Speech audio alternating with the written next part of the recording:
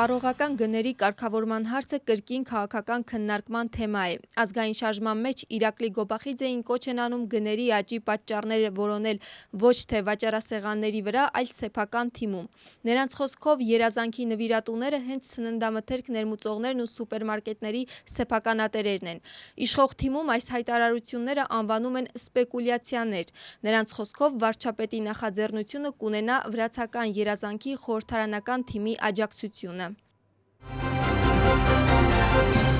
Էլեկտրաէներգիայի և գազի սակագները մնացել են անփոփոխ։ Նշված որոշումը ընդունել են այսօր ՍԵՄԵԿ-ի նիստում։ Նշվել է, որ գործող սակագները անփոփոխ կմնան 3 ամիս ժամկետով։ Էներգետիկայի և ջրամատակարարման կարգավորող ազգային հանձնաժողովի նախագահի տեղեկացմամբ գարնանից ընկերությունները կհստակեցնեն առանձին տվյալներն ու հաշվեկշիռը և դրանից հետո կընդունեն նոր որոշում։ Քաղաքական գնահատականների թեմա է նաև հոկտեմբերի 4-ի գործը և Բաչո Ախալայայի ձերբակալությունը։ Իշխող թիմը համոզված է, որ ազգային շարժման նախկին բարձրաստիճան պաշտոնյան մասնակցել է հեղափոխական սցենարի պլանավորմանը և պետության հեղաշրջման փորձին։ Ազգային շարժման ներկայացուցիչներն էլ հայտարարում են, որ Ախալայայի ձերբակալությամբ իշխանությունը փորձում է կոծկել այլ կարևոր թեմաներ։ Հիշեցնենք, որ պաշտպանության նախկին նախարարին պետական անվտանգության ծառայությունը ձերբակալել է խմբակային բռնության կազմակերպման և ղեկավարման մեղադրանքով, ինչը նախատեսում է մինչև 9 տարվա ազատազրկում։ Ախալայան մեղադրանքը չի ընդունում։ Նրա նկատմամբ որպես խափանման միջոց կիրառվել է կալանքը և տեղակայվել է Ռուսթավի թիվ 12 քրեակատարողական հիմնարկում։ Ինչ արդյունքով է ավարտվել Դոնալդ Թրամփի և Վլադիմիր Զելենսկիի հանդիպումը Ֆլորիդայում։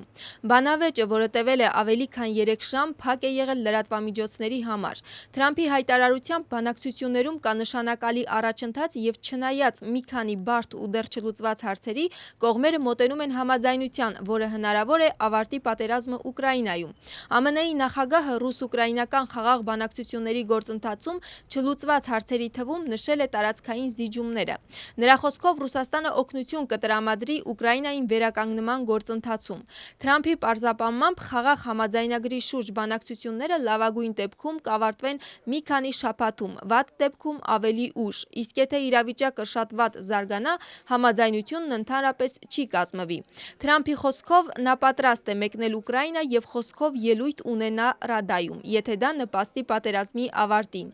Իսկ Ուկրաինայի նախագահը հայտարարել է, որ 20 կետանոց խաղաղության ծրագրի 90%-ը համաձայնեցված է, ինչպես նաև ԱՄՆ-Ուկրաինա անվտանգության երաշխիքները 100%-ով սահմանված են։ Ինչպես նշել է Զելենսկին, առաջիկա օրերին Ուկրաինայի և ԱՄՆ-ի թիմերը կշարունակեն աշխատանքը։ Դոնբասի վերաբերյալ լրագրողի հարցին Ուկրաինայի նախագահը նշել է, որ դա բարդ հարց է։ Նրա խոսքով Ուկրաինան կարող է հանրաքվե անցկացնել այս ծրագրի ցանկացած կետի վերաբերյալ։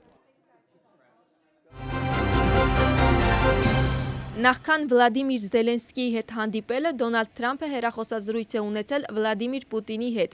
Ամերիկայի նախագահի խոսքով քննարկումը եղել է լավ և շատ արդյունավետ։ Իսկ Ռուսաստանի նախագահի օգնական Յուրի Ուշակովը հայտնել է, որ Պուտինի և Թրամփի հեռախոսազրույցը տևել է 1 ժամ և 15 րոպե և տեղի է ունեցել ամերիկյան կողմի նախաձեռնությամբ։ Նա նաև նշել է, որ Թրամփը խոսել է պատերազմի հնարավորինս արագ ավարտելու անհրաժեշտության մասին։ Ուշակովի խոսքով քննարկվել են նաև Ամերիկա-Ռուսաստան տնտեսական համագործակցության հեռանկարները, այն դեպքում, եթե Ուկրաինայում հակամարտությունը ավարտվի։ Ռուսաստանի և ԱՄՆ-ի նախագահները Թրամփի և Զելենսկիի հանդիպումից հետո համաձայնել են կրկին անցկացնել հեռախոսազրույց։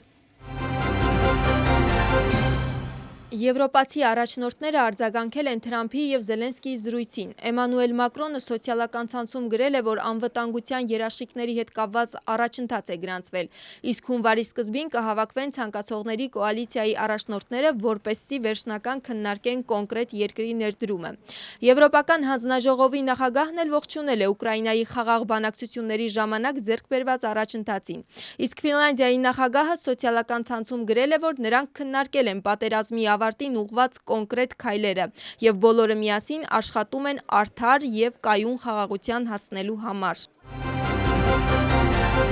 Եվրոմիության հետ մեր հարաբերությունների խորացումը նպատակ չունի խզել հարաբերությունները Ռուսաստանի հետ, հայտարարել է Հայաստանի արտաքին գործերի նախարարը։ Նրա խոսքով Հայաստանի կառավարության նպատակը Ռուսաստանի հետ քաղաքական, տնտեսական կամ այլ կապերը դադարեցնելը չէ, եւ եթե առաջանա Եվրամիությանն անդամակցելու հարցը, ապա անպայման կդրվի նաեւ Եվրասիական տնտեսական միության հարցը, եւ երբ այդ պահը գա, նրանք կնստեն եւ որոշում կընդունեն։ Միրզոյանը նաեւ ասել է, որ Շիրակի մարզում տեղակայված ռուսական 102-րդ ռազմական բազայի դուրսբերումը Հայաստանի իշխանության օրակարգի մեջ չի մտնում։ Հարցին, արդյոք Ռուսաստանը սպառնում է Հայաստանին հիբրիդային պատերազմով, նախարարը հայտարարել է, որ հիբրիդային սպառնալիքները կարող են գալ տարբեր աղբյուրներից, այդ թվում Ռուսաստանից։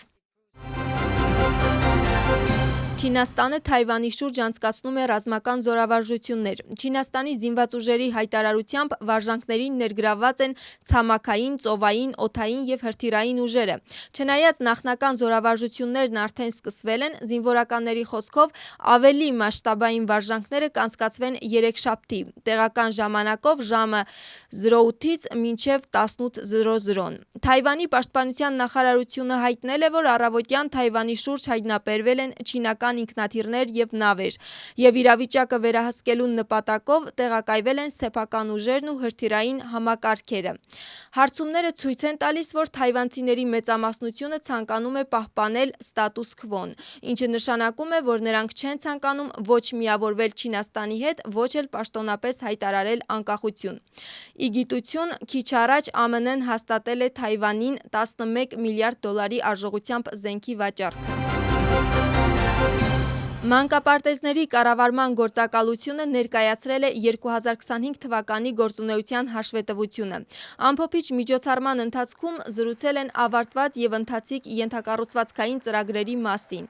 Նշվել է, որ 2025 թվականին Թբիլիսիում բացվել է 2 նոր մանկապարտեզի շենք, որտեղ շուրջ 1000 սան ստանում է նախադպրոցական կրթություն։ Բացի այդ, շարունակվում է 5 մանկապարտեզի շինարարությունը, որոնց մի մասը փուլ առ փուլ կհանձնվի շահագործման 2026 թվականին։